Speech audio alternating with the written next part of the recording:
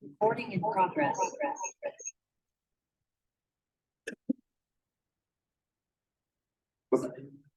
Pues ahora sí, no sé si hay alguna pregunta de lo que entonces estamos viendo.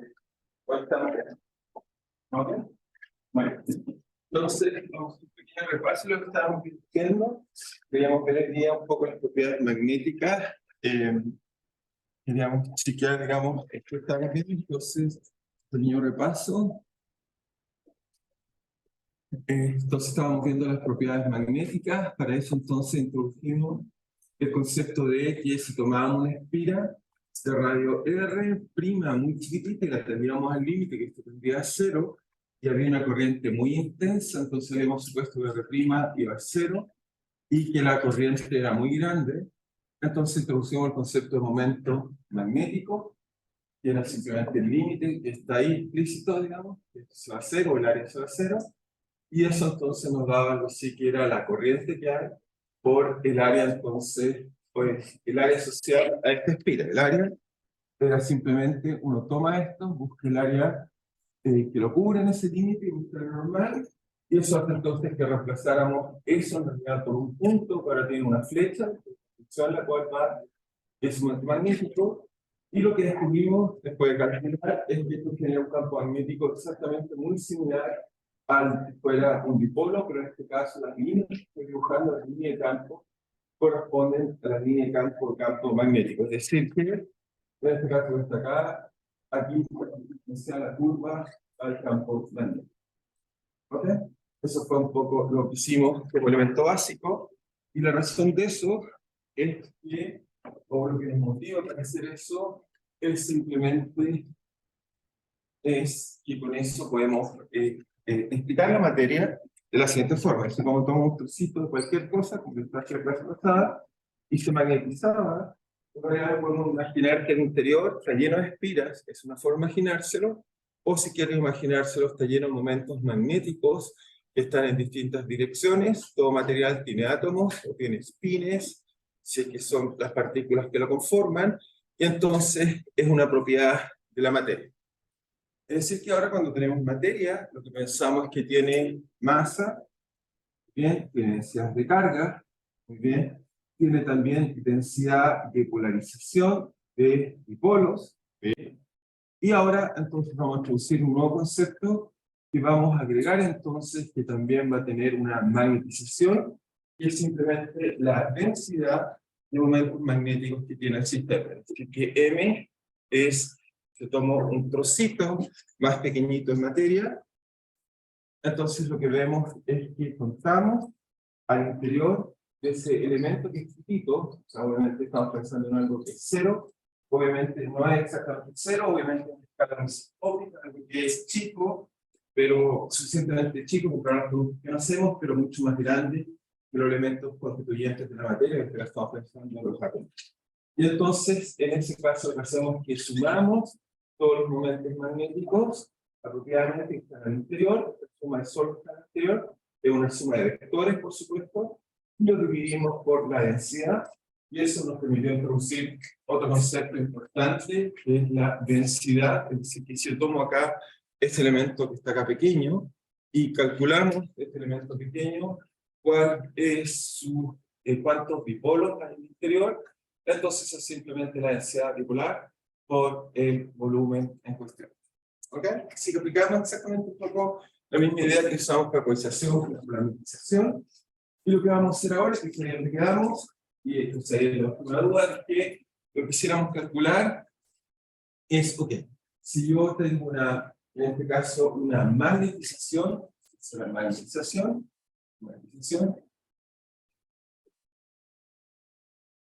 entonces, su material está magnetizado.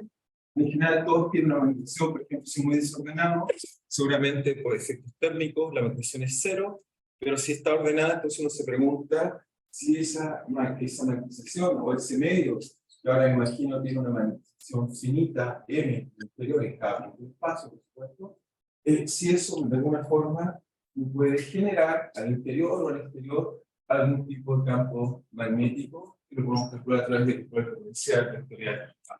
Entonces, eso es lo que la tarea que vamos a tratar de hacer. porque hasta ahí puede parecer un poco complejo, pero una vez que entendamos bien esto, vamos a ver que igual que en el caso de la polarización es muy simple. Si alguien me da la magnetización, yo puedo entonces calcular cuál es el campo magnético general. Si, por ejemplo, tengo un tornillo, su magnetización es cero, la hace el magnetismo, y después se transforma en imán, y por lo tanto me puedo preguntar cuál es el campo magnético que él tiene. Entonces, para hacer eso, lo que vamos a hacer es que también cuando calculamos el momento del dipolo, calculamos que A, el campo magnético, entonces era simplemente el caso que hubiera un dipolo, un solo dipolo, era la forma mu0 partido por 4pi, era en este caso mu cruz, en este caso r menos r' partido por r menos r'. Eso sí fuera un dipolo. En este caso tenemos una densidad dipolar, y como tenemos una densidad dipolar, entonces lo cambiamos ese mu por un de mu, y esto lo cambiamos por usando el principio de superposición, y eso entonces mu lo cambiamos por una suma de muchos momentos pequeños. Eso es lo que hacemos para calcular. Igual cuando teníamos un solo dipolo, era P punto en filtración potencial, y después sumamos muchos sobre ellos y transformamos en una densidad dipolar, lo que vemos. Por supuesto, este integral no tiene sentido porque uno no suma en el espacio en particular, uno sabe sumar en volumen, en área, etc. Y ahí es donde, por ejemplo, la magnetización se transforma en un concepto vital, obviamente inescapable, digamos, en donde nuestra fórmula entonces en realidad en la práctica que vamos a calcular es un integral de volumen, ¿qué cosa? De la magnetización cruz R menos R' partido por R menos R' al cubo integral de volumen. Para hacer la práctica, ese tipo de expresiones las que vamos a usar para calcular. Esto obviamente nos sirvió para entender cuando teníamos un solo, pero en la práctica obviamente vamos, al igual como lo hacemos con la carga, lo que tiene sentido es usar la densidad de carga y las integrales van a ser por supuesto así. Por supuesto, obviamente va a depender cómo es el M, si es superficial, lineal, constante. Obviamente este integral de volumen usando esta integral puede transformarse sin ningún problema en integrales. El problema es, ¿ok? ¿Estamos claros ahí? Ahora simplemente vamos a trabajar un poco en esta expresión y en la parte interesante de interpretación. Entonces, ¿cómo trabajamos con esta expresión que está acá? Digamos, que nos dice que la magnetización tiene esta forma que está ahí. Entonces, lo que vamos a hacer esencialmente es que esta parte de acá, que nos va, esto está acá, es un vector, uno se puede dar cuenta que se puede describir de una forma astuta, una forma eficiente o cómoda, es que eso que está ahí viene siempre de la derivada primaria, pues sabemos si bien, es decir que esto que está acá lo podemos escribir como la parte que está ahí, lo podemos escribir como puede ser en R' o en R, de acuerdo a nuestra conveniencia, la vamos a escribir R como ingrediente de Y, y uno partido de Q. Entonces, si lo escribimos así, lo más que nos va a convenir, digamos, por ejemplo, bueno, este M, por supuesto, es solo función de R', y la magnetización está definida al interior del material. En la región de integración que estamos usando, por supuesto, acá. Y por lo tanto, quizás no nos convenga para interpretar, en vez de usar R, acá usar R', si uso R', entonces esto es R, R', uno partido por eso. ¿Por qué me queda bien eso? Porque como si me queda un partido por eso, su derivada me va a quedar sobre un menos, pero con el menos que va a venir por acá va a quedar más, de acá abajo va a salir un 2, pero también de acá es raíz cuadrada, si se cancela, así que efectivamente nos queda esa expresión, lo digo respecto de R' y no R. Si usar aquí R, la única diferencia sería que tiene un menos. ¿Okay? Así que podemos usar esa expresión que está ahí, es decir, que el A lo estamos reescribiendo simplemente como mu0 partido por 4pi, integral de volumen en P' de M, ok, magnetización cruz, entonces en este caso gradiente en coordenadas R', ok, ¿de qué cosa? De 1 partido por R menos R', integral en coordenadas primas, y no olvidar que M es función de R'. Entonces, ¿qué hace que está ahí? ¿Y cuál va a ser la ventaja de eso que está ahí? Es que lo podemos entonces reescribir usando alguna relación útil, lo podemos entonces reescribir y eso nos va a permitir interpretar este problema de forma simple. Vamos a ver que va a ser lo mismo que nos pasó con la polarización, donde simplemente descubrimos que había una densidad de dipolos, tanto superficial como volumétrica. Veamos cómo podemos interpretar esto. Entonces, para hacer eso, la identidad que voy a usar, en este caso que está acá, es la siguiente. Fíjense, esto es un vector, esto es un escalar. Entonces me dice, uno le gustaría tener algo así como era el rotor de cuando teníamos un escalar, llamémoslo lambda, por un vector f. Entonces uno esperaría que el operador diferencial primero aplique sobre el escalar, pero un operador diferencial aplicado sobre un escalar lo único que puede hacer es transformarlo en un gradiente, por lo tanto eso es un vector, cruz f, me queda eso, y después por supuesto cuando aplique sobre esto es un rotor, así que me debería quedar lambda simplemente rotor cruz f. ¿Ok? Es una forma un poco rápida de recordarse esa relación. De todas maneras, si olvidamos esas relaciones, siempre las tenemos por acá. Las tenemos por acá, si es que quisiéramos, tenemos duda, podemos buscar donde tenemos el rotor de una escalar, que es la expresión 1.19, que es la penúltima, y vemos que efectivamente es la forma fácil de recordar esa expresión. En general, estas expresiones son más o menos simples, salvo algunas, por ejemplo, la divergencia, el gradiente, el producto de alguna circunstancia. La mayor parte de un mnemotécnicamente se puede acordar solo recordando propiedades que tienen vector y escalares. Entonces, ¿de qué me sirve esto destacar? El F sería el M, y si se fija, entonces estaría por acá. Entonces, eso me diría que, una relación, si quiero usarle la allá, me diría que, por ejemplo, si ocupamos esta, me gustaría que estuviera al revés, porque ya está al revés. Entonces lo paso hacia acá, eso me queda menos, y como me queda menos, eso se da vuelta, entonces me dice que M, en este caso magnetización cruz, gradiente de 1 partido por R menos R', si usamos esta relación, lo paso hacia acá, entonces me quedaría menos, el menos lo ocupo el producto cruz, es simplemente darlo vuelta, lo anticonmuto, eso entonces este acá lo paso hacia allá, por lo tanto este me queda rotor de lambda, pero lambda simplemente es 1 partido por R menos R', F es la magnetización, así que me queda magnetización, me queda eso, y este de acá entonces me queda bien, entonces me queda más lambda, que en este caso, perdón, es 1 partido por R menos R', ¿ok? Y acá me queda simplemente rotor de M. ¿Ok? Ocupé entonces esa relación que está ahí, y me da bien esto de acá. ¿Estamos de acuerdo con los signos? ¿Estamos bien? Simplemente lo único que hacer acá sería, si lo paso allá, luego cambia es menos. Perdón. Y este lo pasé hacia acá, se cambió de signo, así que aquí se falta un menos, por supuesto. Aquí era más, lo pasé para el otro lado. ¿Sí? ¿Estamos bien? Nos queda eso que está ahí. Entonces eso lo reemplazo en mi expresión para el vector A, potencial magnético, y entonces el potencial A me dice que vale mu 0 partido por 4pi, integral de volumen, bien, o dejemos ya hacer una integral, ya sabemos que hay 3 integrales ahí, de volumen. ¿De qué cosa? Me queda por un lado, bueno, esta parte es fácil, es más, me queda rotor, simplemente la magnetización, partido por R menos R', muy bien, y el otro me queda menos esto que está acá. Ya es casi la expresión que requiero, salvo que esta vez va a haber un solo teorema que no se lo alcancé a demostrar, pero lo voy a enunciar, es más o menos obvio, es que acá tengo el rotor de un vector, entonces, pero esto es una integral de volumen. Lo que sabíamos hacer siempre era que el rotor de una integral de superficie, usamos teorema de Stokes, era evaluar eso en la frontera. Luego uno puede generalizar ese teorema, entonces podemos llamarlo un teorema de Stokes generalizado, simplemente que ya no quiero gastar más tiempo sin mostrando las cosas, pero uno haciendo una cosa, aquellos que quieran aprender un poco más profundo, cómo hacer todo esto, hay una única forma, se llaman formas diferenciales, uno tiene un único teorema que nos dice cómo lo pasa de una dimensión más alta, a una más pequeña.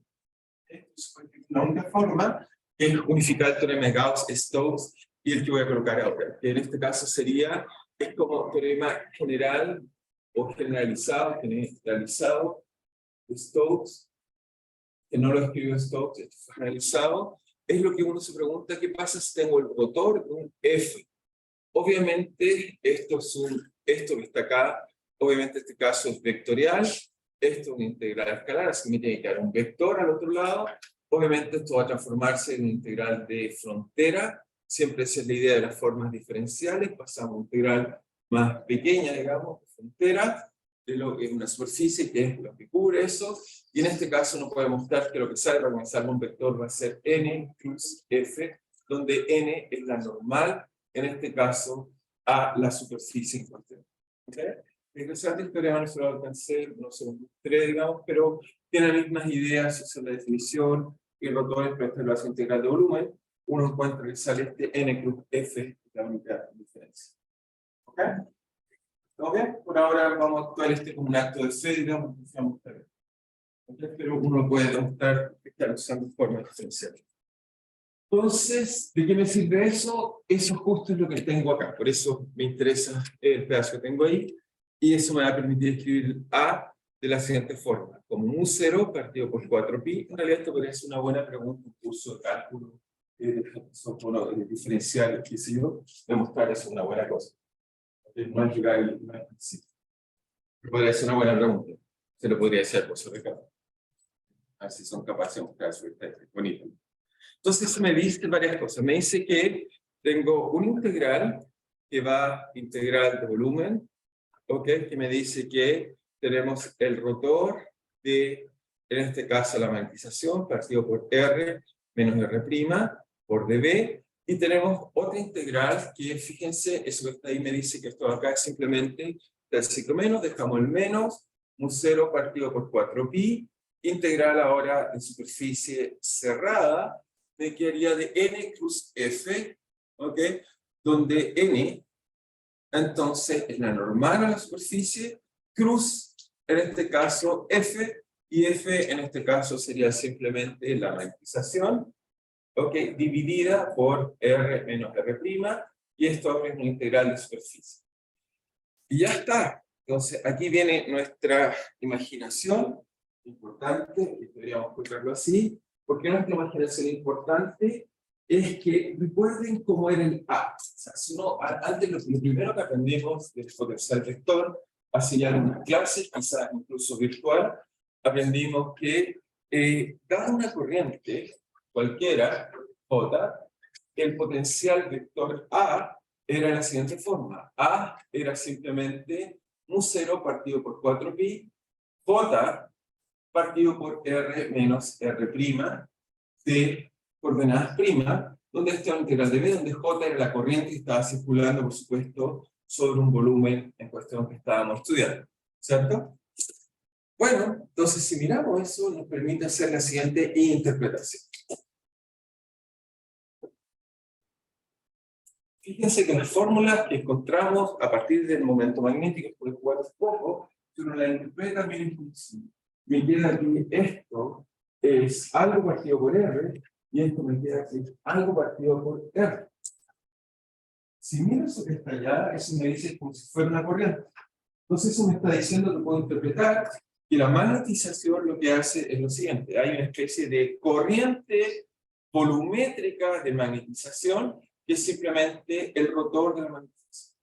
Esto es el análogo cuando aprendimos con la polarización y jugamos con ella, y eso nos decía que era equivalente a que hubiera una densidad de carga de polarización, que en ese caso tenía que ver con la divergencia de la polarización. ¿Okay? Y también descubrimos que había una superficial, que era simplemente n digamos, digamos, P. Entonces, veamos acá, o era al revés, era la divergencia principal. Y en este caso me dice que hay una corriente de magnetización, una corriente efectiva, superficial, que la puedo interpretar como simplemente, aquí hay un menos, lo puedo colocar acá adentro, o lo escribo más elegantemente como m.n. ¿Okay? Me diría que es menos n cruz m, pero lo puedo dar vuelta, pues la propiedad del producto cruz, y me queda que la magnetización cruz n me da entonces una corriente superficial. ¿Okay? O sea, si miran esta fórmula, y me recuerdo esto que está acá, lo puedo interpretar así. Veamos que esto tiene sentido. ¿Ok? ¿Estamos de acuerdo? Entonces simplemente las fórmulas me grita eso. Y veamos ahora si eso tiene sentido. Entonces, ¿cómo saber si eso está bien o está mal? Entonces, una forma de interpretarlo, hacemos lo mismo, entonces hacemos una interpretación más clara. Entonces, ¿cómo hacemos eso? Imagínense, para posicionar nuestra cabeza, las colocamos espiras y las colocamos en un plano apuntándose a ustedes simplemente porque es fácil de dibujar. Entonces, colocamos muchas espiras así, qué sé yo, colocamos muchas espiras así. Entonces pensamos en un material y coloco espiras, me imagino que están todas así, tirando esta forma para poder interpretar. Esta es la última línea que voy a escribir simplemente para interpretar. ¿Ok? ¿Estamos bien? Entonces tenemos un pedazo de material que está acá, lo estamos mirando de lado, y así nos suponemos que en su interior todos sus orbitales están girando así. ¿Ok? Entonces, ¿qué nos diría eso? Bueno, regla mano derecha nos diría que en este caso la magnetización está hacia ustedes. Entonces, lo primero nos diría es que el M está hacia allá. ¿Por qué? Porque todos los momentos magnéticos apuntan hacia allá. Por lo tanto, si lo sumo, la suma me va a quedar simplemente siempre hacia allá. Así que la magnetización tiene que ir hacia allá. Regla mano derecha. Veamos qué pasa ahora en la superficie. ¿Cómo sería la superficie acá? Bueno, la normal aquí tiene que ser así, la normal acá va a tener que ser así. ¿Ok? ¿Qué me dice esto? Me dice que si el medio está magnetizado, como la figura que estoy haciendo, entonces me diría que haga M punto, la normal, por ejemplo, si tomamos la normal de acá, me dice que haga M punto la normal, y eso me dice que hay una corriente superficial acá, que es la forma M. Y efectivamente, miremos, si yo tengo espiras así, si alguien mira aquí el borde, ¿qué sentiría esa persona en el borde? Si hay puras cosas girando. Vería que hay una corriente. Vería que aquí en el borde sube para arriba independiente, después se mete para allá, pero después vería que para allá. Vería que hay un efecto efectivo que hay una corriente. ¿Ok? Es como, pónganse todos a girar así, y si alguien los viera en el borde, sentiría que hay un movimiento así. No, nada se propaga, pero hay un efecto, digamos, efectivo de como si hubiera una corriente así. De hecho, hay muchas posiciones de arte que no colocan magnetismo, sino colocan objetos que se mueven y uno cree que hay ondas. Típicamente estas cosas que la gente coloca como que tiene una forma tipo colestérica, helicoidal, colocan palitos, por ejemplo, en un plano y se puede girar. Si uno gira propiamente, eso se pone a girar, porque con el viento, y uno le da la sensación que hay una ola o una onda, perdón, que se propaga verticalmente. ¿Sí? Supongo que todos han visto eso, se venden por eso. ¿Okay? Y hay muchos artistas que juegan con este tipo de efectos ópticos, pero efectivamente es correcto. Se la han visto desde acá, hay una corriente sellada, y lo mismo acá arriba. Acá arriba lo que vería es que efectivamente vería que hay una corriente que se mueve hacia allá. ¿Ok? ¿Estamos de acuerdo? Pero no hay cargas que se estén propagando, simplemente que están girando, pero el efecto efectivo es como si hubiera una carga superficial. ¿Ok? ¿Estamos de acuerdo? Sí. Es ahí los vectores de la magnetización, ¿no? Este cristal azul es la magnetización. Sí. Recuerda que está sin usar regla derecha. Cada una de estas tiene un momento magnético, obviamente, hacia ti.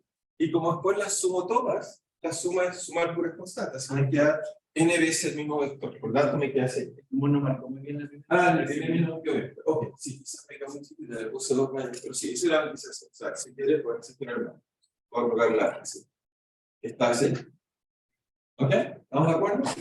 Entonces, uno se convence, esta parte de acá, sí, eso sí suena bien. Eso suena racional. ¿Ok? ¿Estamos todos de acuerdo? Esa parte es como evidente. Veamos ahora cómo entendemos la otra. ¿Ok? Entonces, esta simplemente es observación. Si quieren verlo en el borde, entonces, observación. En el borde hay una corriente efectiva. Hay una corriente efectiva superficial. ¿Sí? Hay una corriente efectiva superficial. ¿Ok? Entonces, efectivamente, si tú estás girando la superficie, vemos que hay una corriente efectiva. Y ahora me dice, ¿de dónde sacamos la volumétrica? La volumétrica lo podemos calcular, digamos, un poco mejor, pero es más complejo. Así que simplemente voy a usarlo simplemente por conservación, y es más fácil derivar. Si yo tendré que calcular un buen rato algo, pero creo que no vale la pena. Creo que haciendo, simplemente lo que voy a hacer ahora es que, entonces, lo que uno diría es que, ok, la magnetización, obviamente uno diría, no hay corriente. En total, no puede haber corriente.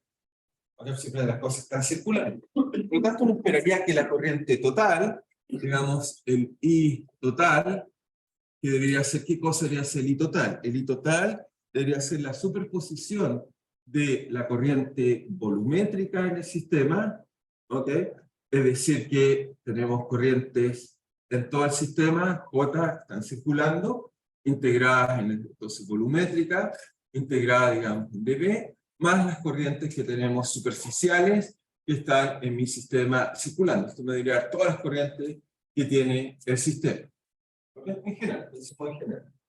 Entonces, eso me deberá las corrientes totales que están en el sistema, que son en el volumen y en la superficie. Ahora sabemos que en el caso de la magnetización es cero. O sea, cuando tomo algo que un cable, por ejemplo, un tornillo, que lo magnetizo, o como la esferita de la clase pasada, que coloco un imán, se magnetiza, no hay corriente. Así que la corriente neta tiene que ser cero. Si aparecen corrientes superficiales, tienen que haber corriente al interior que se cancelen de alguna forma. Eso es lo que nos tiene que decir. Por lo tanto, tiene que ser cero, porque no está aplicando una corriente. No es una corriente de cargas libres. Son simplemente orbitales que están girando, están ordenados. Y por lo tanto, uno diría, ok, eso es cero.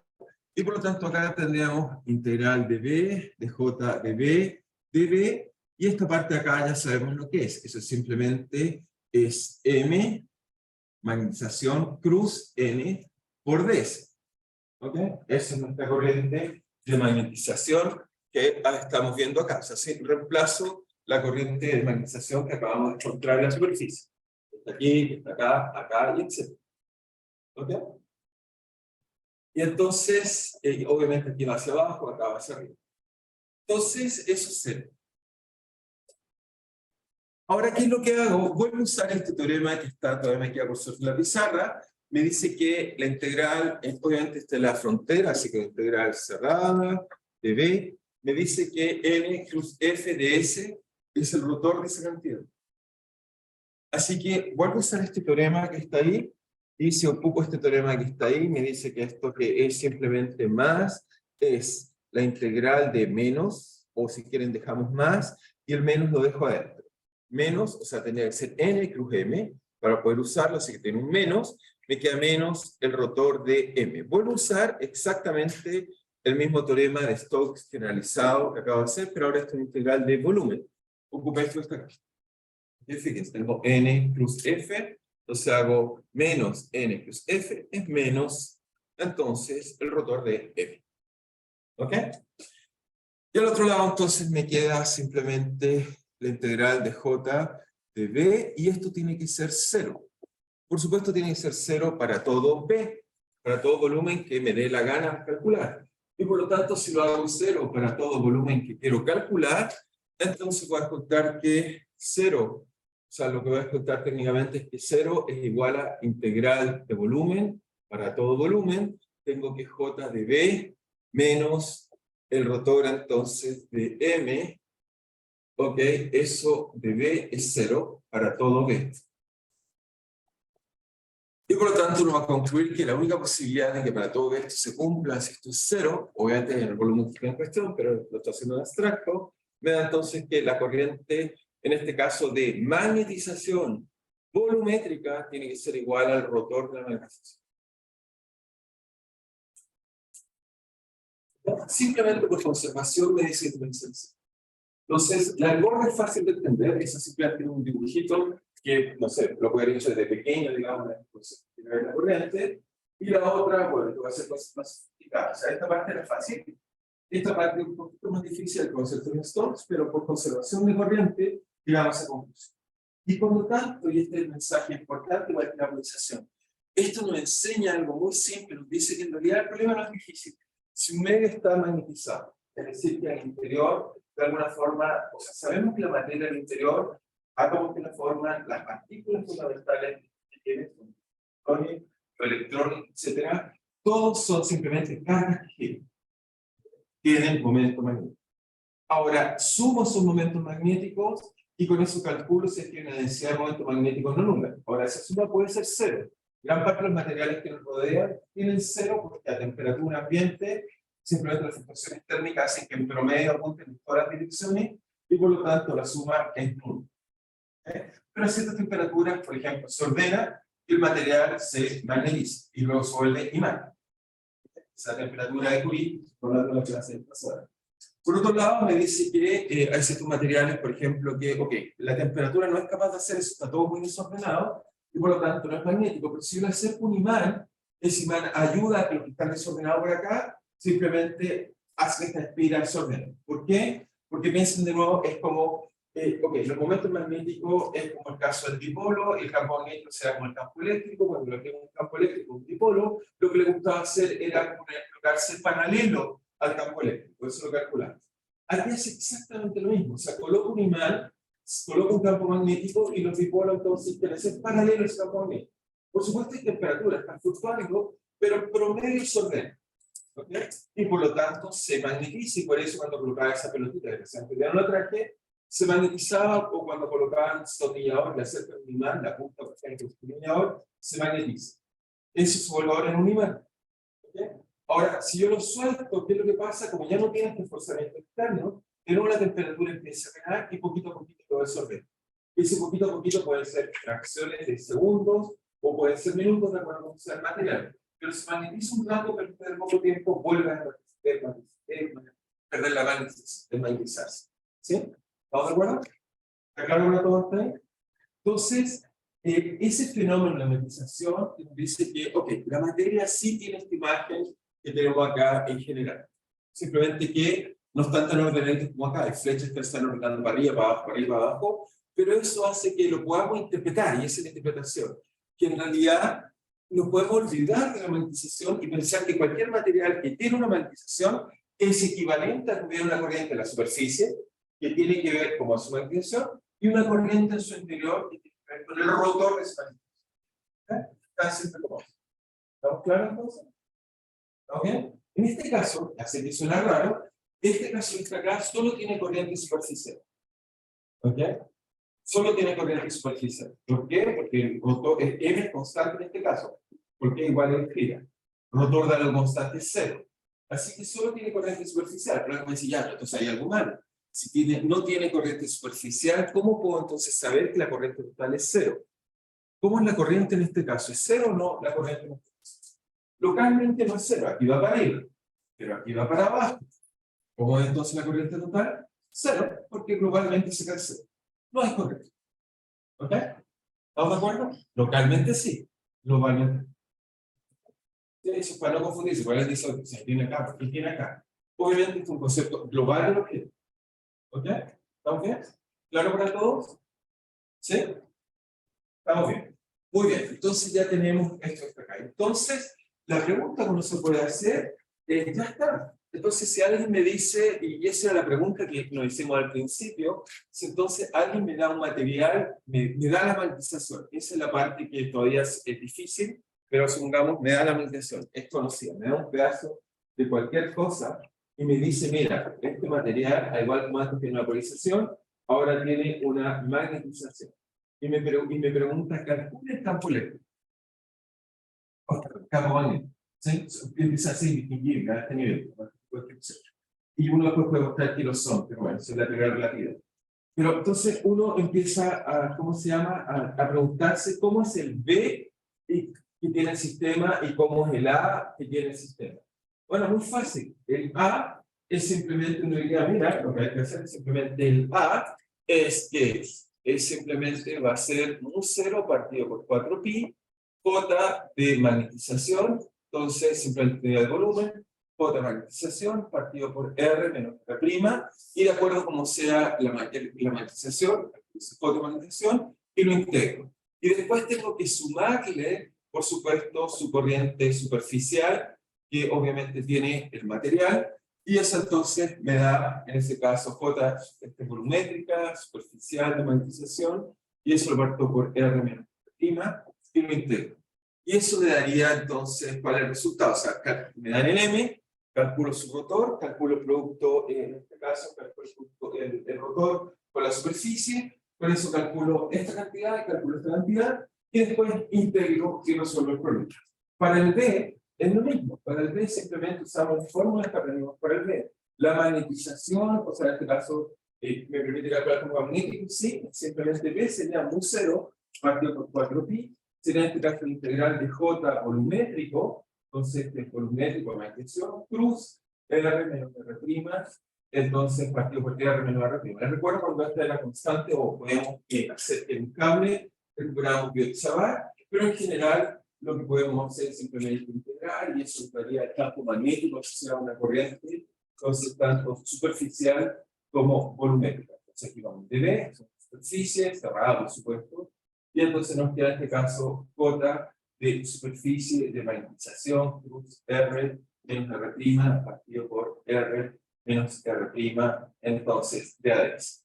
Y eso es un campo magnético. Entonces, fijan ahora, lo único que hay que hacer, ¿cuál es? Obviamente hay que hacer integrales, son lo mismo que antes hubieran corrientes. Lo único que hay que recordarse, insisto, para terminar con esa idea, es simplemente que alguien me tiene que decir cuánto vale la manifestación, y con eso, entonces, yo calcularía simplemente el J de volumen, entonces, por insistir de volumen de activación, y simplemente lo calculamos usando el rotor, en este caso de M, ¿ok? Y el otro lo calculamos simplemente, el caso superficial, entonces lo calculamos como M cruz M. Y ya está. Con eso está al otro lado. Entonces, la única dificultad que me queda por ahora para cualquier material es conocer o calcular la magnetización. Si conozco eso, todo lo otro es similar a lo que aprendimos al principio. No digo que las integrales sean fáciles, pero supongo que han estado practicando y saben un poco más. ¿Ok? Es exactamente lo mismo. No hay nada profundo, salvo calcular. ¿Ok? Salvo calcular. Así que esa parte no es fácil, pero es lo que hay que hacer, calcular. Entonces, la única parte que faltaría, digamos, en general, es entender bien el origen de este evento. ¿Ok? Ahora, en general, a diferencia que les hice un modelo, ¿se acuerdan cuando lo hicimos para la polarización? Eso fue fácil calcular un modelo simple del PM. El caso de la obtención es más difícil porque el origen es puramente cuántico. Entonces, no tenemos ejemplos tan simples como lo calculo. Simplemente se da, dada esta manifestación, como uno lo calcula. Ya no tengo una cosa como microscópica, porque su origen es netamente cuántico, no tengo un modelo tan simple como decirle lo que es el M, así que lo voy a hacer algo más bien por analogía y que funcione en la práctica, porque uno simplemente va a suponer que es más o menos válido lo que voy a hacer. Entonces, ¿qué es lo que voy a hacer? Es que, entonces, porque lo que voy a hacer es simplemente hacer un modelo, digamos, o por analogía, modelamos la magnetización, modelamiento de M por analogía. ¿Qué quiere decir eso por analogía? Lo que voy a hacer por analogía es, uno quisiera ahora preguntarse, ¿qué es lo que quisiera hacer? Uno quisiera preguntarse lo siguiente, tengo un material, le aplico un campo magnético, ¿ok? Le aplico un campo magnético y entonces quisiera saber cuál es el M. Eso es lo que quiero hacer. Pero vamos a descubrir que eso no es tan natural. Vamos a descubrir que eso que quiero hacer requiere diferencia, porque cuando lo hicimos para la polarización era, dado un campo eléctrico, modelé cómo ocurría la polarización. ¿Se recuerdan una esfera que se trasladaba por una nube, o por lo que tenía una polarización, por el caso de una coleta de agua, y se ordenaba? Entonces, la pregunta es cómo modelar. ¿Ok? Entonces, para hacer esto bien, lo vamos a hacer de otra forma, digamos. Y lo que vamos a hacer, quizás esta va a ser la idea que les voy a pasar, quizás vamos a ir a creo, es que en realidad B no es un buen concepto. Es extraño. Ese que ves como lo natural que me he enseñado. Pero el buen concepto va a ser el equivalente al vector de desplazamiento. Es lo que llamamos intensidad magnética. ¿Y por qué en el buen concepto? Es porque vamos a ver que debido a la forma de la ecuación de la magnetización del B, es mucho más natural pensar que hay otra cosa que es como la magnetización, como es el campo magnético dentro del material. El desplazamiento era algo así como el campo eléctrico dentro del material. ¿Okay? Va a ser ese concepto que es más natural para poder explicar eso. Entonces, primero voy a tratar de introducir el concepto de intensidad magnética, y va a ser eso en realidad lo que vamos a aplicar acá. Vamos a colocar un H, y dado ese H, vamos a financiar H, que llamamos intensidad magnética. Simplemente era porque ya no quedaba letra, quería usar. Entonces, hizo H, para acordarse que era intensidad magnética, y como nosotros en particular, en nuestro caso, en nuestra lengua, el H es una letra muda, no tiene problema. Vamos a usar H sin problema. ¿Sí? Pero usamos H extrañamente. Entonces, o lógicamente, si alguien lo quiere ver. Entonces, ¿qué es lo que vamos a hacer? Entonces, antes de resolver ese problema, en vez de usarlo así, lo voy a plantear como realmente lo resuelve. ¿Cómo lo hacemos? Entonces uno dice, entonces, intensidad magnética. Vamos a tratar de introducir este concepto que es un poco más útil. Intensidad magnética. Voy a cambiar el lápiz porque está un poco ya gastado. Entonces, intensidad magnética. Entonces, intensidad magnética. Sí, claro. Intensidad magnética. Entonces, ¿cuál es la intensidad magnética que llamamos H? Imagínense que tomamos un volumen cualquiera de material, ahora sí cualquiera. Entonces, sobre este material le aplicamos, si quieren, un voltaje, y ese voltaje, piensen en un metal, por ejemplo, cualquier material, pasa una corriente. Entonces, esta vez pensemos que si hay corrientes de cargas, que voy a colocar libre, o sea, cargas que se están moviendo, que esta vez no son de magnetismo, son corrientes de verdad. Cargas que se están moviendo ya o no están circulando. Pero a su vez, al interior del material, también puede estar magnetizado. Y por lo tanto va a tener corrientes superficiales y volumétricas, de acuerdo como el material esté magnetizado. Puede ser así, puede ser para el otro lado, puede estar en cualquier dirección. Entonces, además hay un M. ¿Ok? Además tenemos magnetización. Entonces, en general, el problema aquí, ¿cuál es el problema que tenemos ahí presente? El problema que tenemos presente ahí es que entonces tenemos, por un lado, tenemos corrientes de origen de cargas que se mueven, cargas libres que se mueven, y tenemos corrientes debido al hecho de que simplemente el material está magnetizado. ¿Ok? Entonces, tenemos dos corrientes. Entonces, hay dos fuentes de corriente.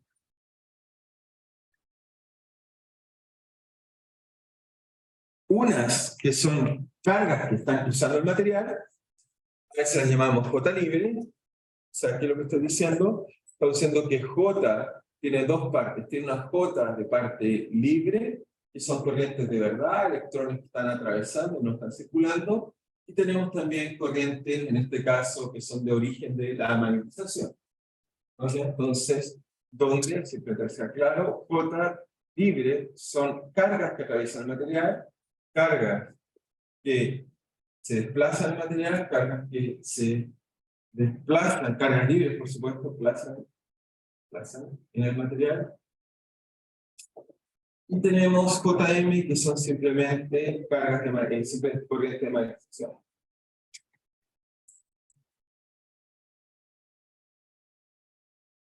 ¿Sí? ¿Estamos bien hasta ahí? ¿Está clara esta idea? Entonces, cualquier material tiene, dice, por ejemplo, un imán puede ser un conductor o no, le paso corriente, tengo corriente que lo está atravesando, pero en el interior hay corriente de magnetización. Y por lo tanto, este va a ser el concepto de recreo, ya habíamos recreo, es simplemente lo que va a hacer es que voy a las ecuaciones y digo entonces, mi ecuación que escribe el magnetismo era esta, que es divergencia de D igual 0, eso está perfecto, no hay monopolos, pero la otra es la circulación, en este caso, de Ampère, me dice que simplemente tengo que el rotor del campo magnético es igual a J, pero J en este caso tiene dos partes, tiene una parte de J libre y tiene una parte de J de magnetización. ¿Okay? Ahora, estoy dentro del material, estamos pensando, estamos en el bulto y no en la superficie. Entonces, en general, porque en cualquier punto, esta de acá se va a escribir como J libre y esta acá se va a escribir como el rotor de M. Y por supuesto aquí se me olvidó un cero. Un cero, vamos a olvidar un cero. Hay un cero fuera. Ahí se puede hacer un cero. Entonces, lo que uno hace es que es fácil, uno divide con el mu cero, le resta el rotor para el otro lado y uno encuentra que esto se puede escribir como el rotor de B, la magnetización, dividido por mu cero, menos M, magnetización. Eso es igual a J libre. Entonces uno encuentra una ecuación muy similar. Entonces uno va a introducir un nuevo vector que es algo así como, ok, va a ser igual al campo magnético, salvo la constante de permeabilidad magnética, si es que no hay material, pero si hay material se modifica, se desplaza, igual que el desplazamiento. ¿Okay? A ese vector le vamos a llamar H. El vector que va a llamar es igual a la magnetización, está simplemente renormalizado por la permeabilidad magnética, pero es que el medio en el cual estoy mirando, o sea, esto va a ser un HDR, entonces H en el espacio de R, obviamente va a ser el campo magnético de sucesión de R, y va a depender de la magnetización en ese punto de R que estoy mirando. Va a ser esta cantidad la que entonces va a ser esta ecuación, y va a ser esta la buena cantidad en realidad que vamos a usar. Entonces, en general, cuando hablamos de campo magnético, en la práctica usamos más bien esto. La gente en realidad que hace magnetismo casi nunca habla de campo magnético, habla de intensidad magnética. Es el H que siempre tiene en la cabeza. ¿Ok? Entonces, este H, intensidad magnética,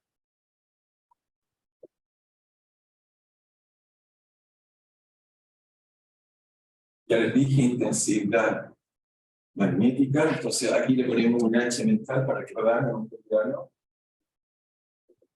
Ok, intensidad magnética. Ok, y si no olvidamos porque viene esa H, pues no la corriente.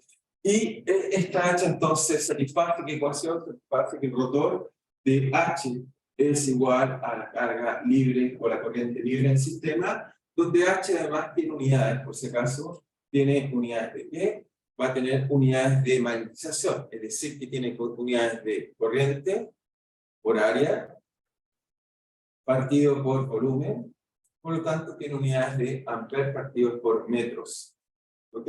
Esa es la unidad que va a tener amperes partidos por metros, va a ser la unidad de esta cantidad.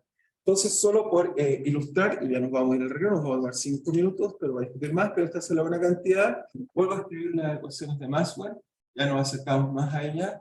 Ahí, como ven, aparece el rotor de H igual a J. El último pedacito que se ve va a ser la última corrección y se le hizo esta teoría, de ahí no la hemos corregido más, que fue hecha por Maxwell, y por eso llamamos ecuaciones de Maxwell. En realidad Maxwell lo único que hizo fue mejorar la última ecuación. ¿Okay? Y como fue tan importante, porque explicó la luz, le llamamos ecuaciones de Maxwell, pero es una construcción larga, o sea, la primera ecuación, si quieren viene de Gauss, o si quieren viene de Coulomb. La segunda, todavía no la hemos modificado, la vamos a modificar hoy día, se llama la ley de Faraday. Vamos a ver que el motor no es cero a través de un descubrimiento de Faraday increíble, que voy a explicarse hoy día. La segunda, tercera, es que la conocemos de los polos. La última es la ley de circulación cuando hay magnetización. Y el último término que al final lo vamos a corregir simplemente porque más se ocurre que la ecuación irá inconsistente analíticamente y la logra parcial. Va a ser eso. Y con eso nuestro curso se acaba. O con esto hablar de más cosas, pero quiero decir que ahí terminamos de explicar algo así como nuestras ecuaciones de Newton para el electromagnetismo. Ya estamos muy cerca de eso, así que vamos bien. Así que introducimos al fin el último elemento de la teoría. Pero ya lo vamos a discutir después de nuestro recreo que va a contar de ahora, si quieren ir al baño o quieren hacer recreo.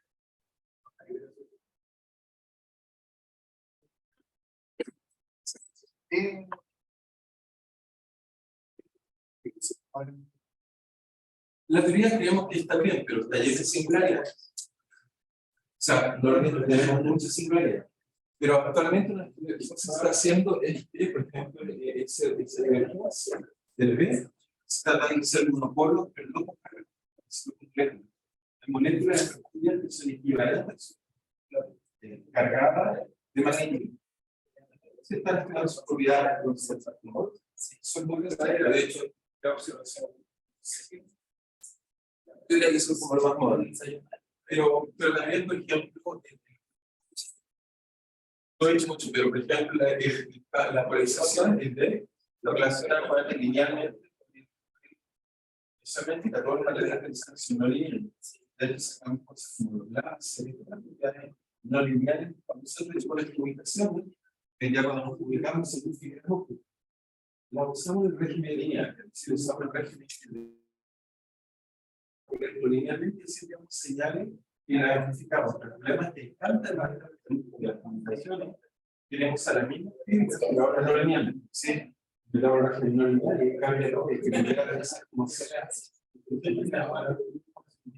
Pero la teoría así como de base, de hecho, esta teoría es clara. La relatividad fue Einstein que le creyó más a Maxwell también, y fue eso lo que le permitió entonces. Así que ha sido una teoría que nos permitió hacer no solo la función, sino permitió acá en la teoría. Esta es la única que se mueve a la velocidad B, y como depende de J, no hay invariancia de B. Pero sí tiene invariancia. Pero que lo descubrió y ahí se la usó. Bien involucrada. Pero sí, pero yo diría que más o menos de hecho, todas las otras teorías que hacemos de nuclear y de electrodébil, la dirección alfa, etcétera, que estamos muy altos. Si revisamos la cosa, y lo tratamos de modificar en una sola dirección. Si un único cambio de distintas escalas se desplazan de versión de los canales.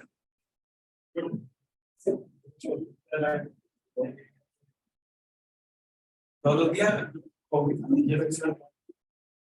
y estar en la calle, imagínate que diferencia, de repente no logro intermitencia en la mañana. Y ahora es que cuando la acerco, me daba cuenta que cuando la acerco, sí, o sea, o sea, lo que hace es que emite onda. De hecho, emite una antena y dice cómo emite una antena, o sea, incluso cualquier Bluetooth, cualquier antena es muy fácil. Uno se pregunta cómo funciona, digamos, la antena en cualquiera, no es necesariamente esa que uno para de hecho, qué sé yo, en realidad lo que hace es que lo que uno genera es un dipolo, ¿no? Uno coloca carga positiva y negativa, y entonces lo que hace es que a medida que mueve el tiempo, se altera. Y eso, no sé por qué, pero casi en todos los momentos siempre muestran como que son círculos. Son círculos, que la antena privilegia una dirección. Por eso, si fueran círculos sería súper fácil. Por eso cuando uno tiene que a veces orientar la antena, escuche bien, son en eso todo. Lo que hace eso es que lo que instantáneamente te crea un dipolo. Supongamos que hace el dipolo que crea instantáneamente. Pero cuando se invierte, cambia el sentido del dipolo, pero al mismo tiempo viaja. Si te más acá, va viajando una oreja que va en la dirección opuesta. Y después más acá viene otra oreja que va viajando en la otra dirección. Y así está todo el rato emitiendo orejas. ¿Ya? En realidad lo que hacemos es que emitimos este tipo de orejas. Esa es la información que está Es la información que está. Y el aparato lo que sigue hace lo mismo. Lo que hace es que recibe esta oreja así, y hace entonces que se mueva la carga así, y eso al interior tienes algo de una corriente, por eso está moviendo. ¿Está moviendo? Ahora, el segundo problema es qué pasa si hay un metal. Imagínate a alguien se le ocurre por aquí colocarte un espejo. Y eso es lo que pasa cuando te acercas a un metal. Lo que hace es que rebota la señal. ¿Okay? Y entonces la señal de vuelta la colocamos en rojo para que no te quede, digamos, tinta. Y lo que hace entonces la señal de vuelta es que, bueno, va a chocar aquí, va a generar orejas virtuales al otro lado, tal como lo resuelto con el método de la lógica.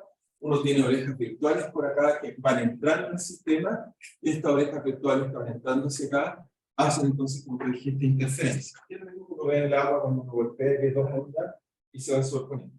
Entonces, eso hace que efectivamente cuando esté cerca de los metálicos, no tener problemas con el sistema. Lo mismo con los computadores, cuando se están comunicando todo bien, pero si yo acerco algo metálico o le muevo cosas metálicas, lo va a incomodar.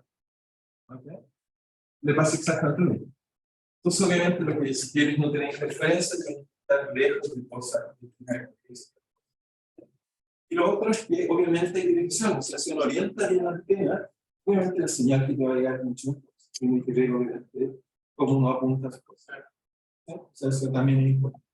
Entonces, seguramente tu dispositivo trata de emitir, digamos, obviamente uno dice, ¿cómo hacemos esto inteligente?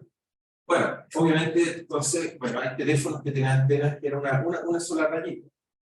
Pero cuando uno diseña un poco mejor, uno coloca más para tener un poco más isotrópica. Esta es antena y esta también es antena. Entonces uno trata de emitir algo más isótropo. Es decir, que esta de acá tira orejitas en esa dirección y esta de acá tira orejitas en esa otra dirección. Entonces uno trata de hacer algo un poquito más isótropo con el diseño que uno trata de hacer. Pero aún así hay pequeñas disociaciones y puntos de interferencia, etcétera, que no puede quitar, inevitable. Pero uno trata de hacer lo mejor posible. Y uno diseña estas cosas para que sean lo mejor posible. De hecho, no sé si se ha fijado, la mayor parte de los componentes ya ni siquiera tienen antena visible. Antes siempre era un palo así, medio feo. La antena la tenemos colocada en los vidrios, aquí cerca de ellos, digamos, a veces incluso son conductores transparentes, llamamos liteo, ¿okay? O como el grafeno, y tiene la gracia de que son conductores que la luz puede atravesar, pero la luz no da una no, por lo tanto, tiene que dar cuenta, propiamente, podría colocar este tipo, digamos, de conductor transparente, podría igual, sin embargo, para otros sectores, sí te podría sacar información. Va tratando de usar cosas un poquito más, más útiles o que nos permitan hacer un tipo de posibilidades. ¿Okay? Sí, se pueden hacer cosas más útiles. Tenemos una cuenta que tiene materiales que tienen propiedades muy interesantes, para particular con el grafeno, que si el grafeno fuera fácil de fabricar o barato, ya no venderíamos cobre, entonces lo usaría grafeno. El problema es que hacer una tonelada de grafeno cuesta una fortuna comparada a la tonelada de cobre que nosotros vendemos, así que por eso seguimos vendiendo el grafeno, es muy mejor conductor que nuestro cobre y es transparente. El grafeno lo ocupan en los lápices a grafito. Ese se ocupa en la lápiz de grafito, tiene una cantidad de propiedades súper interesantes. Por suerte para nosotros, es, digamos, costoso, digamos, si no acabaría nuestra industria, digamos, del cobre. El grafeno es plano, el grafito no es plano, pero todo partir del grafito es fácil, no se sabe. La persona que se arrecha de memoria en esto es una cosa increíble. Como grafito, como se lo dicen, simplemente usando scotch, como leo esto, usaba scotch, usaba capas, digamos, atómicas de grafeno. La gracia del grafeno es una monocapa atómica. Tiene una estructura muy simpática, digamos, que nos permite hacer cosas increíbles, un material muy interesante. Y la razón por qué es interesante es porque es de los pocos materiales que conocemos que son completamente planos, no es volumétrico. Eso es lo que hace que tenga todas las propiedades exóticas, digamos, decían que es transparente, que tiene un montón de cosas, digamos, útiles. Y lo increíble, bueno, sí, la persona que lo hizo es un experimento que estaba, no sé, para de cosas, usar scotch y la etcétera, y se ganó el Nobel por usar, bueno. Después un material interesante, pero no hay a veces como uno puede hacer cosas bajo fondo. A veces la gente piensa que todo tiene que ser carísimo para hacer algo. Hay que tener creatividad y tener la capacidad, la inteligencia de darse cuenta de cosas. Muy interesante. Muy bien, entonces vamos a continuar. Entonces, ¿qué vamos a continuar ahora? Entonces, ahora sí puedo responder. La pregunta que estábamos tratando de hacer ahí era entonces la siguiente.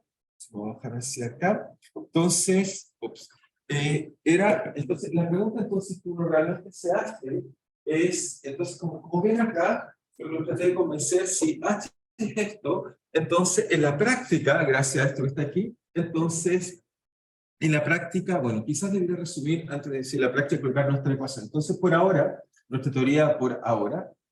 teoría simplemente es, tenemos hasta ahora simplemente divergencia, el vector de desplazamiento igual a ρ libre. ¿Ok? Las cargas libres del sistema. Divergencia del campo magnético, cero. Eso está perfecto, no hay nada que hacer, también ya está listo. Tenemos por otro lado que el rotor del campo eléctrico es cero y eso espero modificarla hoy. Y tenemos entonces, la última es rotor del campo intensidad magnética es igual a J libre, donde tenemos dos ecuaciones más constitutivas que en nuestra teoría está, que es cuál es la definición de H y D. Es que D era simplemente epsilon 0 por el campo eléctrico más la polarización. ¿Ok? Y entonces de aquí descubrimos, jugando con ella, era entonces que, de acuerdo a cómo sea la polarización, hacíamos distintos modelos y encontramos relaciones lineales entre E y D, que es lo que vamos a tratar de hacer ahora, y para H encontramos que es B partido por U0 menos la magnetización. ¿Ok? Entonces, lo que hicimos fue, hasta ahí va nuestra, bueno, y hay una ecuación más que va a ser Maxwell, que va a incorporar acá, que es la ecuación de continuidad. ¿Ok? Esta ecuación es importante y porque no le hago tanto énfasis, porque lo que pasa es que vamos a ver que el gran resultado de Maxwell fue que cuando modifica esta ecuación de acá, va a incluir esta ecuación en esa. Y ese es su parche, ¿no? Es solo incluir esta ecuación en esta. Se da cuenta que había un problema en esta ecuación y la parche con eso y respuesta a la buena ecuación. ¿Ok? O sea, esta ecuación ya la vamos a votar, va a estar incluida en la ecuación de abajo. Pero por ahora no está incluida, así que esa, nuestro curso va a estar ahí. Entonces, lo que hicimos para modelar los materiales fue que, en general, aquí está la dificultad. Estas relaciones que llamamos constitutivas, me dice, dada la polarización o modelo la polarización, da un campo eléctrico, en cuanto como es D, entonces en este caso me faltaría, dado el M, ¿cómo calculo el M dado un P?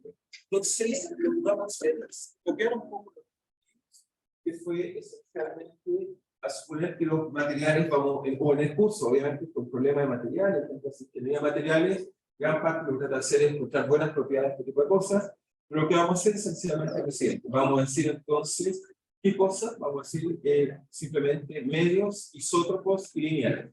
Medios, homogéneos, isótropos y lineales.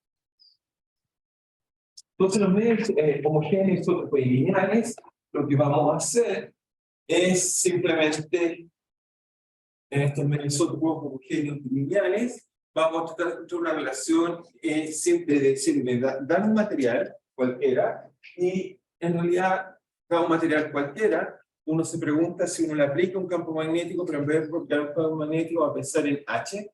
H y B son iguales cuando no hay magnetización, salvo esta constante mu0. Así que vamos a pensar en H, y lo que va a hacer entonces es que esto se va a magnetizar. Es eso lo que vamos a encontrar.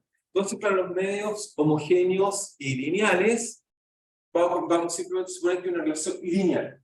¿Ok? Puedo insistir que esta parte es un poco más compleja porque el origen microscópico del magnetismo es cuántico. Entonces, esa parte nos falta, pero simplemente por analogía. Entonces, por analogía, vamos a suponer lo siguiente. Vamos a suponer que dado una magnetización, se va a relacionar con el campo H a través de una constante que la vamos a llamar la susceptibilidad magnética, ¿ok? Y nos va a quedar así.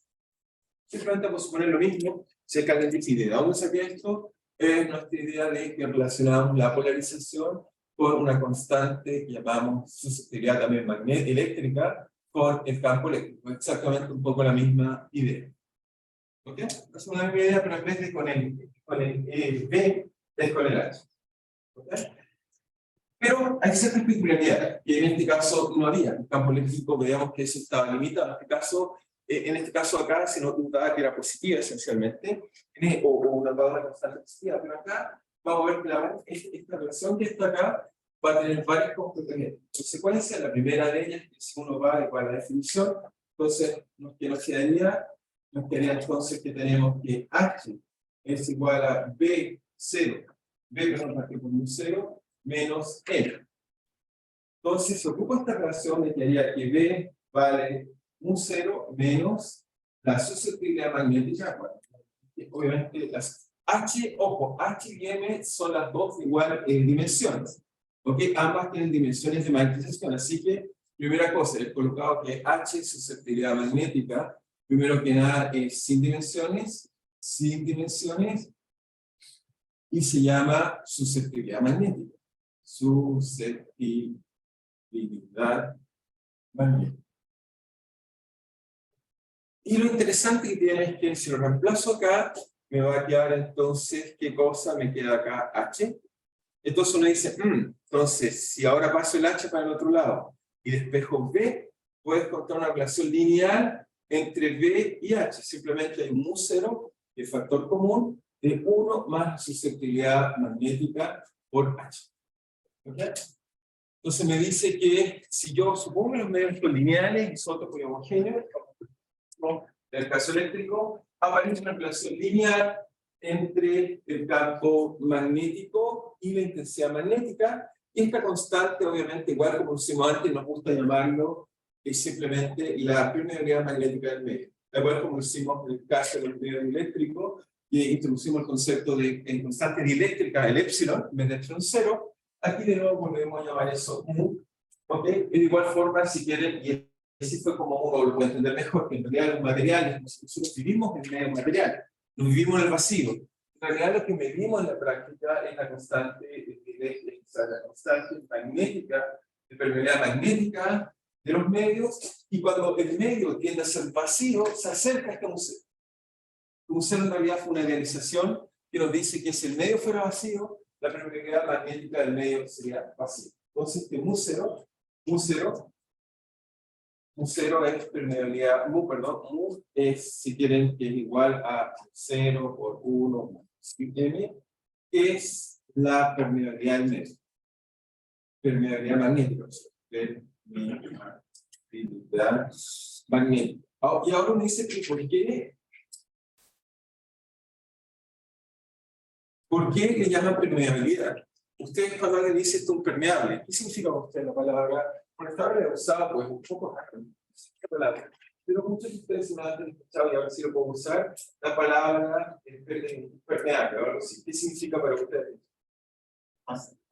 Que traspasa, ¿cierto? Es permeable, que cruza algo. En realidad, este concepto tiene que ver con la propiedad que tiene este psi, que traspasa o penetra o no penetra en el material. Y vamos a ver que cuando este es positivo, entonces hablamos de paramagnetismo. Y cuando es negativo, hablamos de diamagnetismo. Y la gracia que tiene es que el paramagnetismo lo que hace es que al sistema, cuando coloca un material paramagnético, le gusta que las líneas de campo estén al interior. Traspasan, penetran, permean. Y cuando es diamagnético, no le gusta, lo trata de tirar hacia afuera. Las líneas de campo magnético las sacan. Es decir, vamos a ver estas definiciones y vamos a ver un poquito de video que nos explica un poco acerca de esta propiedad que es interesante y que tiene una explicación atómica, es bastante simple, tiene que ver con los orbitales, cómo están llenos los orbitales de la materia, pero tiene una explicación más profunda. Pero entonces, vamos a tener entonces dos cosas. Entonces, psi, cuando dm, la permeabilidad es positiva, hablamos de materiales, entonces, dije paramagnéticos, magnéticos, y puede ser en este caso, a diferencia de lo que habíamos visto en el caso del caso eléctrico, este sí puede ser negativo, es decir, que fíjense que hay diferencia, porque en el caso eléctrico lo que descubrimos es que solo había un solo signo. Cuando aplicábamos un campo eléctrico, los sistemas se tenían que polarizar el campo eléctrico. Este me dice que no, que hay la posibilidad de al revés. Dice, hay materiales que yo le aplico un campo eléctrico, debe ser paralela, es antiparalelo. Debe ser paralela, es antiparalelo. ¿Ok? Eso es lo que me está diciendo eso. Y estos materiales que son antiparalelos los llamamos diamagnéticos.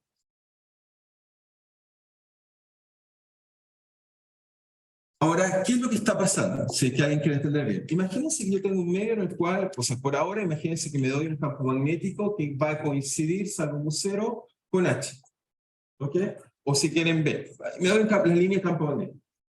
Si yo en este medio le colocara un trocito, si lo vuelvo a escribir acá al medio. Si yo en este medio colocara un trocito de algún material que se pueda magnetizar, va a depender si es diamagnético o paramagnético lo que pasa. En el caso paramagnético, lo que va a pasar, fíjense, es H es lo que continúa ocurriendo dentro del material. B, digamos, es lo que está pasando afuera. B, recuerden, B y H son iguales mientras no haya un material. M solo está definido al interior del material. Entonces, ahí es donde se siente la diferencia entre H y B. H y B solo se distingue dentro del material. ¿Ok? Fuera del material son iguales. Entonces me dice que si esta constante es positiva, significa entonces que este número va a ser mayor que 1, y por lo tanto va a ser que el V en un medio paramagnético sea mayor que el H. ¿Eso qué significa? Que si en este caso suponemos que la constante diamagnética es positiva, lo que va a pasar en realidad es que las líneas de campo les va a gustar entrar más al material. Les va a gustar, en vez de estar paralelas como están acá, les va a gustar que la concentración sea mayor, cosa que al interior el campo magnético sea mayor. ¿Okay? Los materiales, en este caso paramagnético, lo que los caracteriza es que el campo se centra en ellos. Las líneas de campo les gusta entrar dentro del material, de hecho, como que las atrae. Eso es lo que me está diciendo. Y el caso diamagnético es exactamente lo opuesto. No le gusta que entren las líneas de campo. O sea, le incomoda, las trata de expulsar.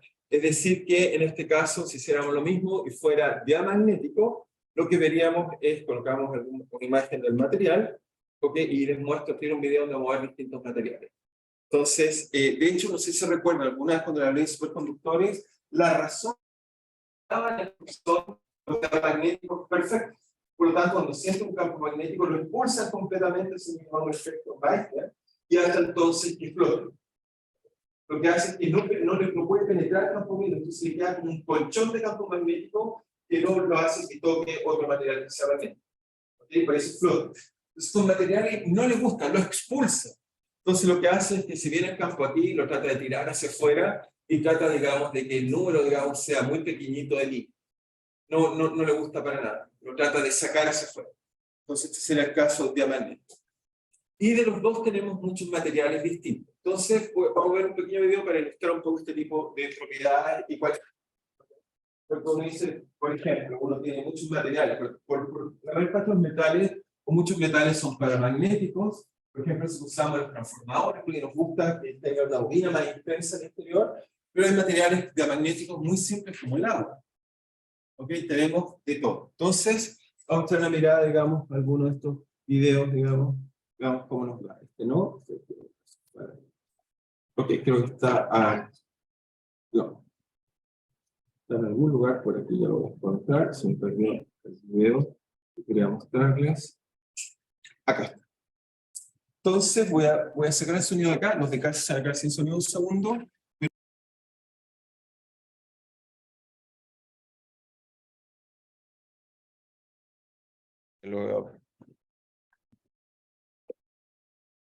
Entonces, ya. Lo único que existe en inglés, pero está traducido abajo. Cualquier duda, de todas maneras, vamos viéndolo. You might not think of water as being magnetic, but it is. And so are graphite, aluminum, and glass. This is a new and different category of magnetism called either para or diamagnetism, and it's different from the magnetism that you're used to. You're probably already familiar with ferromagnetism. Ferro means iron. An unmagnetized piece of iron or nickel or cobalt becomes a magnet in the presence of a magnetic field. The effect is strong and lasts even after the magnet is removed. Paramagnetism is a similar effect, except that it's much weaker and temporary. Aluminum is a good example of a paramagnet.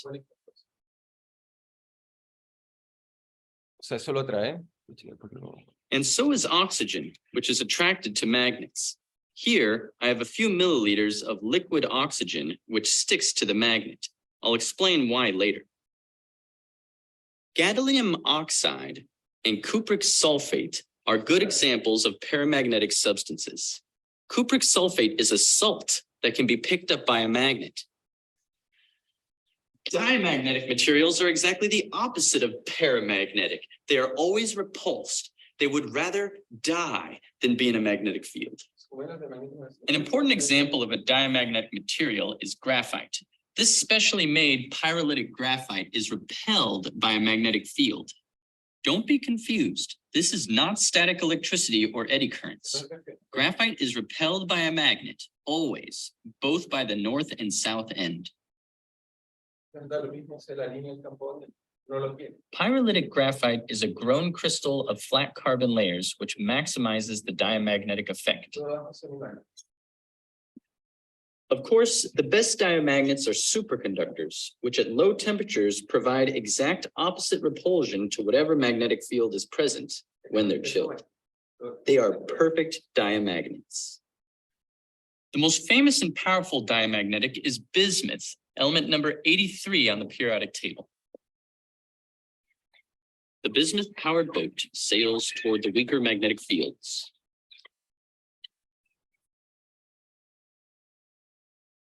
One way to check whether an object is diamagnetic or paramagnetic is to see how it aligns itself in a magnetic field.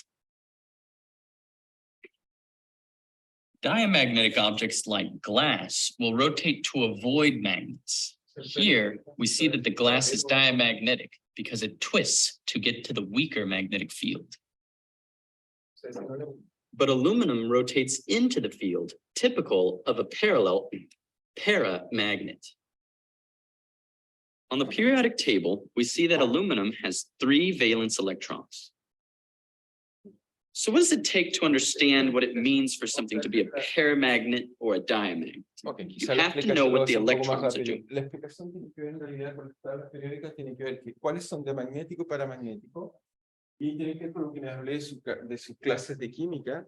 En general, es que todos los que tienen orbitales no llenos, por ejemplo, S, H, todos esos que tienen, digamos, lleno, digamos, no tienen lleno, esos son paramagnéticos. O sea, podría no tener esto, también es paramagnético. ¿Okay? Los diamagnéticos, lo que tienen es que tienen todos los orbitales llenos. Eso es lo que les va a hacer el diamagnético, es decir, que no les gusta el campo magnético. A esto les gusta, ¿por qué? Porque tienen momentos, si quieren piensen como campo eléctrico, tienen dipolos magnéticos, cuando se hace el campo magnético, se orientan con el campo magnético. ¿Ok? Se me te va a olvidar no volver a copiar el micrófono. Sí. Solo un segundo. Ahora. sería como principio de Pauli, que haría el concepto es que no puedo colocar dos acá. Claro, al estar en no hay preocupación, digamos, o sea, el principio no te dice que no puedes colocar, claro, igual es por eso que se permite, por eso solo se permite dos, uno para arriba y uno para abajo. ¿Okay? Pero por ejemplo, si fuera el completo, este material es efectivamente dipolo, por lo tanto, los campos magnéticos se polarizan. Pero cuando está lleno sería por ejemplo, si estuviera lleno con suficiente polarizado, entonces el material cuando siente un campo magnético no le gusta. ¿Ok? Porque es que no le gusta, si quiere, el de arriba quiere dirección, el de abajo quiere otra dirección, y eso se repite. ¿Okay? Así que cuando mira la tabla periódica, se pueden verificar que tiene llenos orbitales para hacer tipo paramagnético o diamagnético. Okay. Es un poco la explicación bien con las manos, es correcta la explicación. Porque tiene que ver que el número de dipolos sueltos está equilibrado o no, de dipolos magnéticos sueltos, pensando magnetización. ¿Sí? Entonces, digamos, tenía que son de una forma u otra forma. Entonces, no quieras darle vamos a intentar. Pero antes de eso, me faltan solo dos cosas más comentar de eso. Y ya vamos a ver el magnetismo, vamos a hacer cosas un poco distintas. Vamos ahora sí hacerlo más magnetismo. Pero falta para observaciones más. ¿Cuál es la observación? Es que, al igual que cuando vimos un material de ciencia, ahora tenemos un material que tiene dos medios magnéticos, entonces, o sea, dos medios con constantes de permeabilidad distintas, uno podría ser paramagnético y el otro diamagnético, no hay ninguna razón porque sean distintos. Ok, entonces se pregunta qué propiedades tienen los campos en una y otra zona. Okay. Eso es, siempre estamos en eso, nos permite y entonces lo que necesitamos saber, y siempre lo hacemos, es a partir de las leyes que son la divergencia y el rotor, lo que nos va a decir, digamos, qué propiedades. Ahora, en el caso acá, obviamente, uno se debe preguntar si en la superficie aquí hay o no una corriente. Obviamente, eso va a modificar la relación del campo magnético de una magnética de un medio y del otro medio, de acuerdo a ustedes. ¿Okay? Entonces, para hacer esas leyes cada vez con un material distinto, la idea es siempre la misma. O sea, por ejemplo, la divergencia, luego tengo que hacer tomar un volumen, entenderlo a cero, y para tomar la ley de rotor, lo que va a hacer es tomar una superficie que voy a tener a cero. ¿Okay? Con eso voy a permitir relacionar siempre las propiedades de uno y el otro, igual como hicimos en el caso de la polarización y el caso de tener el medio, digamos, con distintas constantes eléctricas.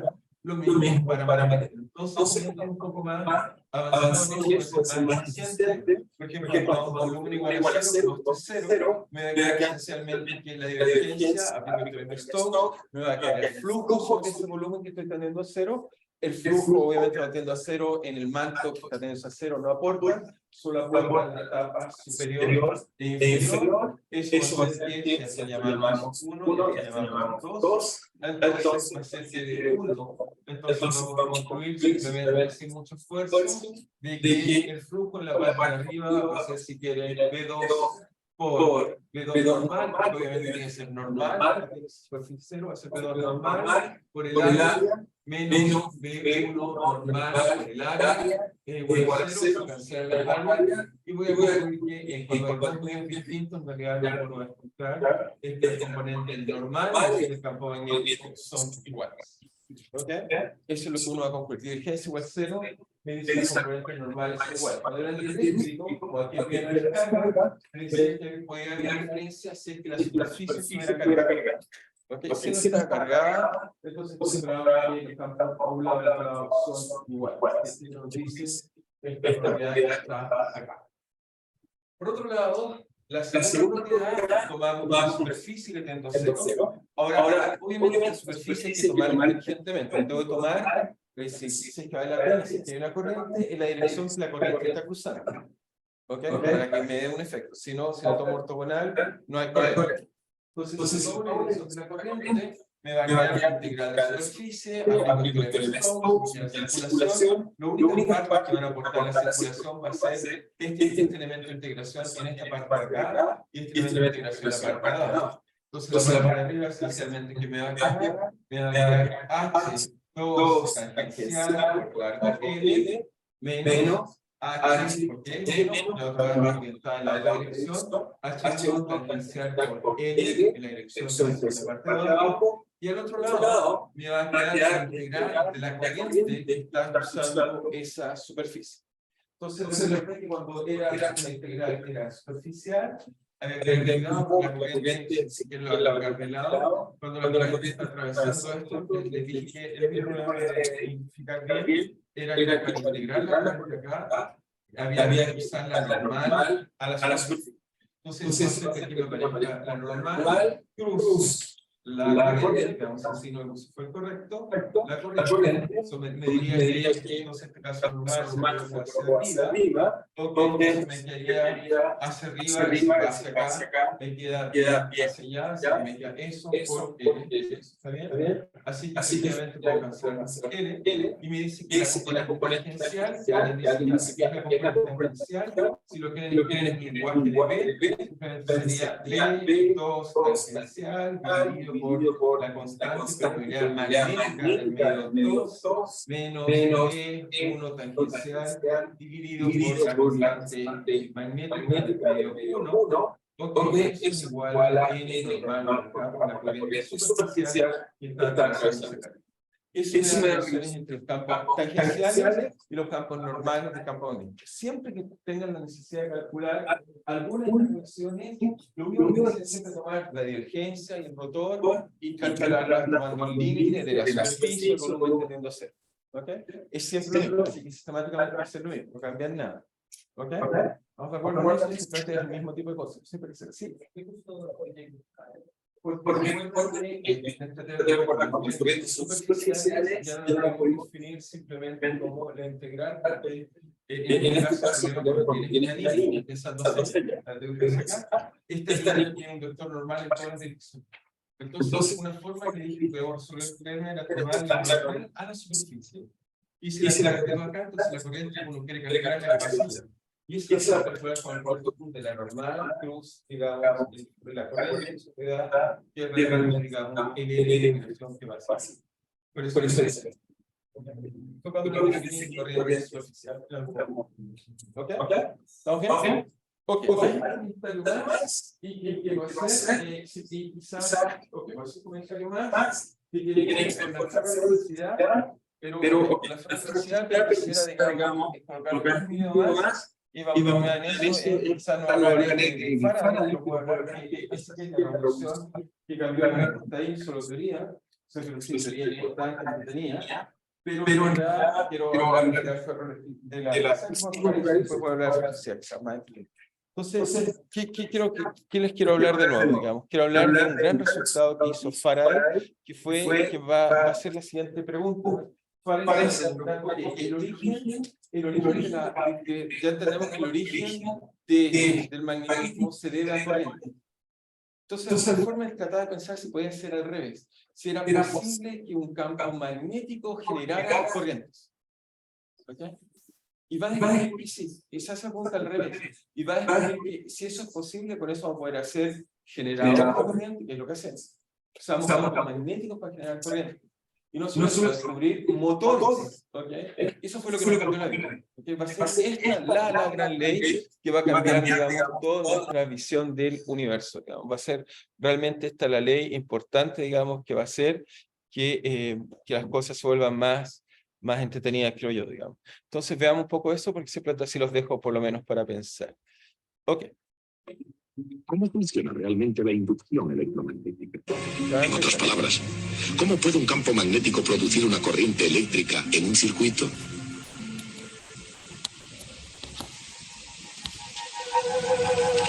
Los campos magnéticos ejercen fuerza sobre las cargas eléctricas, pero solo si las cargas están en movimiento.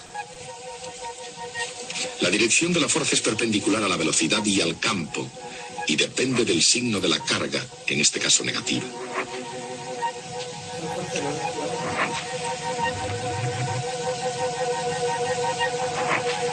ejemplo, las cargas pueden ser electrones en un trozo de alambre. El simple movimiento de un alambre a través de un campo magnético hace que una corriente trate de originarse en él. Entonces, solo un segundo. ¿Se dan cuenta? Lo que va a entender Faraday es que si un cable se mueve y la fuerza es ortogonal, entonces va a haber una corriente que se va a inducir. Eso va a ser lo que se va a crear en su imaginación. El campo de una barra imantada puede ser perpendicular en cada punto a una espira circular de alambre. De manera que al mover la espira se crea una fuerza que produce una corriente a lo largo de la espira. La corriente circula en un sentido si la espira se mueve hacia arriba y en otro si la espira se mueve hacia abajo.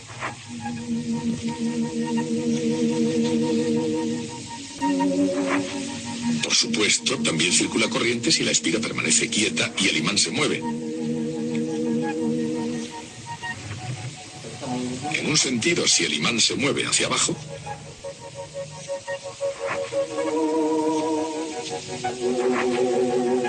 y en el otro, si el imán se mueve hacia arriba. De hecho, Faraday descubrió que cualquier método que modificara el campo magnético a través de un circuito produciría una corriente. Por ejemplo, podía inducir una corriente moviendo una barra imantada respecto a una bobina.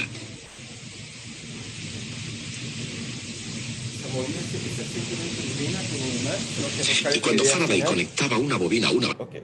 La idea final que hace es que lo que hace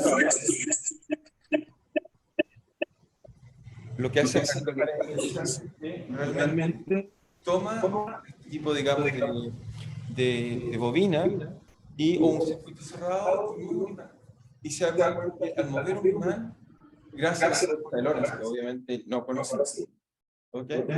Sino que conocía simplemente la ley, digamos, la ley de interacción de Ampère, se da cuenta que un imán variable, cualquier cosa es un campo magnético variable, genera estos principios fundamentales, son ser generadores, para tener luz eficaz, todo lo que tenemos funciona en base a esta idea que va a descubrir Faraday, que vamos a mostrar las ecuaciones que tenemos, que nos va a permitir hacer inducción electromagnética, porque usamos la palabra electromagnética, porque en esta vez vamos a ver puramente como algo que es magnético induce movimientos de carga, así que eso pensamos en campos eléctricos.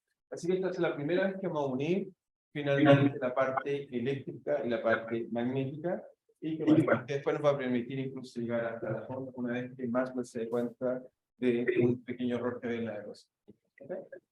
Eso es. Entonces recuerden que la próxima semana tenemos control, porque obviamente no llega hasta esta parte, sino llega hasta la parte magnética nomás, ¿okay? Y ahí está la ley de Coulomb.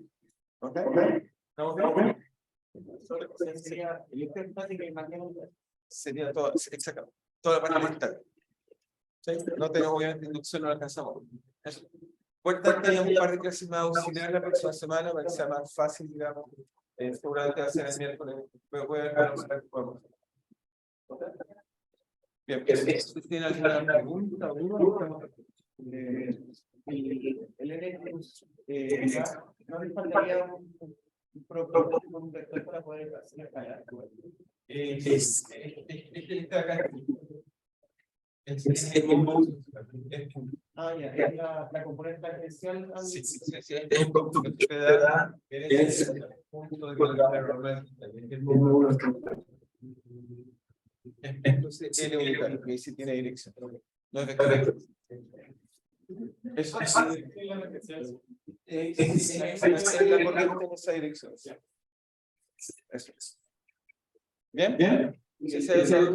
El carga justamente expresa el punto, pero con un delta directo para que se lo entienda. En el plan.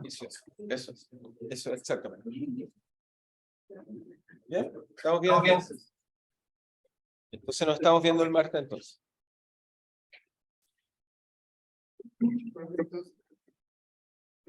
Sí, escucho.